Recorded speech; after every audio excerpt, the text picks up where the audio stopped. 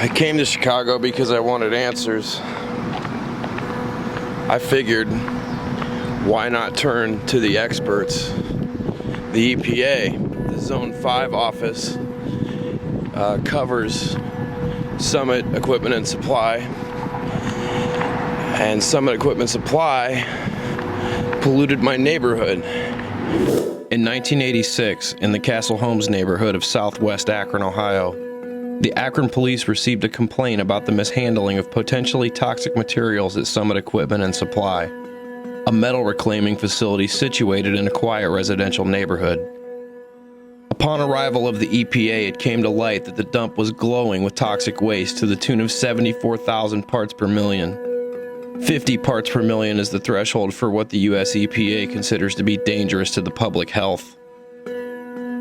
Federal officials issued the statement, "There's probably not a problem with the lake. If we thought there was an issue, we would have been out there." The statement, reprinted by the local newspaper, the Akron Beacon-Journal, was in direct contrast with the EPA finding just 6 years previous that PCBs were found to be contaminating the fish in the infamously polluted waters of southwest Akron. Federal officials also reported that it was not likely that cancer-causing dioxin would be found at the site, along with the fact that no contamination had been detected in or near Nesmith Lake. So in 2005, with the advent of the internet and the Google and those types of things, I was able to look up the Ivor Avenue scrapyard, and I find this document that is 5-year review of the site. And I started to read it and I became concerned because I remembered all the people who talked about all the sick people in the neighborhood, and I thought, wow, is this the reason that everybody was sick? And at that point I ended up going, to a phone and call on the Beacon-Journal, and I spoke to Bob Downing, and he basically said that, nobody cared. He told me it would probably be best if I just dropped the issue. And I went to an environmental attorney that was up on Market Street, and he said the same thing. He said, you should drop this. Everybody sort of wondered where I'd got the documents. I guess at this time it was kind of odd to, for things like that to pop up. But I had found them. In 1987, the EPA began an investigation to determine if hazardous chemicals had migrated from the boundaries of Summit Equipment and Supply. The results of the investigation showed that levels of PCBs reaching 8,400 parts per million were found to have escaped the perimeter fence of the now abandoned junkyard. The investigation resulted in an emergency cleanup of the shores of Nesmith Lake, triggering the removal of 492 cubic yards of sand from the beach. In 1990, it was discovered that the perimeter fence of the EPA Superfund site had been breached by teenage trespassers. In the EPA's documentation of the subject matter, they listed the potential health risks for teenage trespassers. And anybody who enters an EPA Superfund site is supposed to wear a protective suit, and they're supposed to have their health reviewed by a physician. And yet the EPA made no effort to locate any of these teenage trespassers that they acknowledged in their reports. Being someone who was one of those teenage trespassers, I know that we went in there and it was just the place was awesome. It was just filled with scrap and junk, and there was an office, and one time I found a canceled check for $120,000. Yay, I'm rich!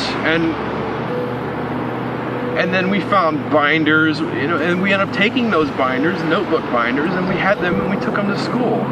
And it later turned out that those binders were coated with cadmium. And so we were tracking toxic waste out of the dump into our school desks and into our homes. And I don't really feel like the EPA took any of those things into account. In direct conflict with the previous reports on the subject, the Akron Beacon-Journal reported that cancer-causing dioxins were found in the dump. This series of conflicting events triggered no suspicion from the alleged investigative minds at the Akron Beacon-Journal. The dump had become a wonderland of discovery for the local children, completely unaware that they were playing in toxic waste. I started this project and I get a message in my inbox once a day with a list of addresses.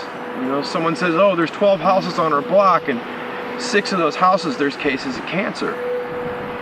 or there's cases of this illness or that illness, fibromyalgia, chronic fatigue, all those things that people struggle with. They don't know where they got it from. They're just sick. The plot thickened in 1991 when the cleanup operation had to be halted because workers from the cleanup team discovered unexploded ordnance had been left within the boundaries of Summit Equipment and Supplies. The Defense Logistics Agency had been dumping grenades, tank, and mortar shells less than a half a mile from an elementary school. After the discovery of the white phosphor-filled grenades and other unexploded ordnance, the Department of Defense was brought in to oversee the cleanup effort. We were back there playing, and I remember that I found a bomb. I remember running home to my mom and dad, I found a bomb, I found a bomb. Yeah, right, whatever. And, you know, they didn't believe me. And now I know that I actually did find a bomb. I found I believe it was a tank or a mortar shell. The Akron Beacon-Journal ran a small article in the back of the main section of the newspaper to announce a public meeting, while the EPA sent out only 300 mailers, some to residents, in a community with well over 1,000 homeowners and renters. All of the articles from 1987 all the way up to 1991 went out of their way to remind the public that there was really nothing to worry about. It was just, you know, a little issue. The EPA said, there's no toxic waste there. You know, we went and looked by the lake, but then later it turned out that they weren't telling the truth. It was later reported by the EPA that 70 people had shown up at the barely advertised public meeting, later stating there was little interest from the community. In direct opposition to this statement, as far back as 1980, members of the community had been talking amongst themselves of the high concentrations of cancer, Crohn's disease, fibromyalgia, chronic fatigue, and other unexplained illnesses in the neighborhood. And so about 7 or 8 months ago, I sent a message to the Region 5 EPA to a man named David Seeley. And I said, there's a lot of sick people, and maybe the ways that you guys examined the potential human pollution outside of the dump, I think that maybe there were some mistakes made, and I wish you guys would take the time to explore and investigate all the sickness. He never wrote back. We ran a change.org petition 6 months ago demanding that the Akron Beacon-Journal address the subject of all the sickness. They didn't even write back. They didn't do a damn thing. Since the EPA and the Akron Beacon-Journal and everyone else involved went out of their way to make sure no one knew it existed, was I educated properly as a child? No, I wasn't. At that point, I don't feel like I should be held responsible. I'm the one that had to go to 30 doctors to figure out what the hell is wrong with me, and nobody's figured out what's wrong with me to this day. I'm the one that's had to deal with a lifetime of just crushing pain and suffering. And what do these people have to go through as a result of their actions? Nothing. Absolutely nothing.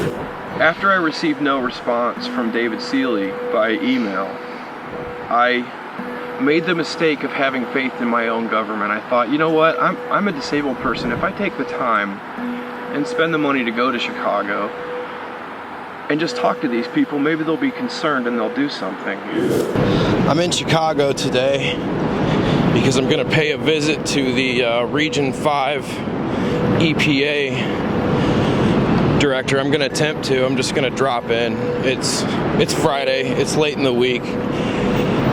They're probably all not that busy, and I just want to make sure that they've been made aware that I've made contact with Mr. Seeley from the EPA and he's not responded. I'd like for the EPA to protect us right now.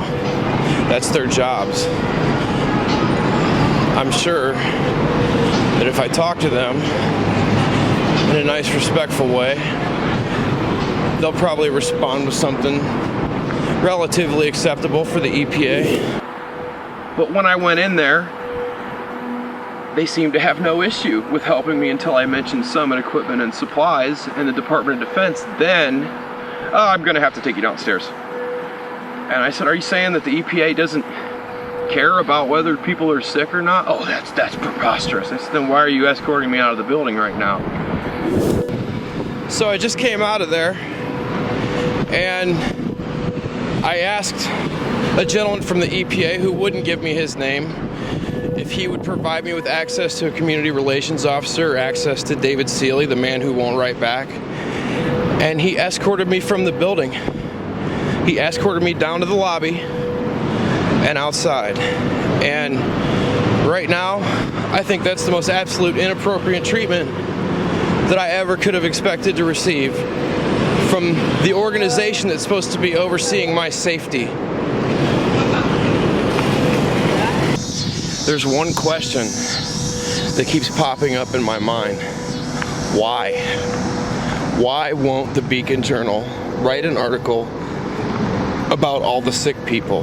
Why won't they investigate this? Why did they publish information that was in direct conflict with existing EPA records? Why didn't anyone ask questions?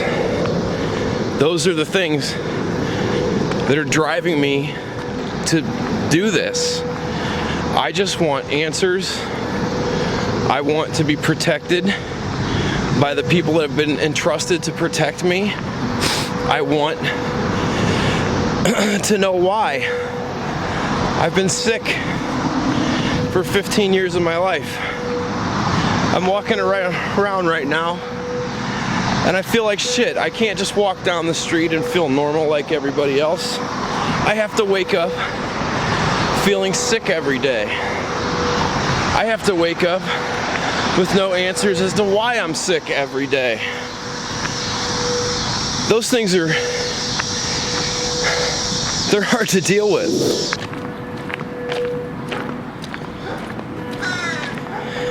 Now that I'm walking away from all this, I'm just left to reflect on everything that just happened, how hard I've worked to try to get us some help in our community. I feel like I'm in shock. I feel nothing right now. I just feel like someone just hit a big, giant stop button. And for the first time in my whole life, I'm speechless.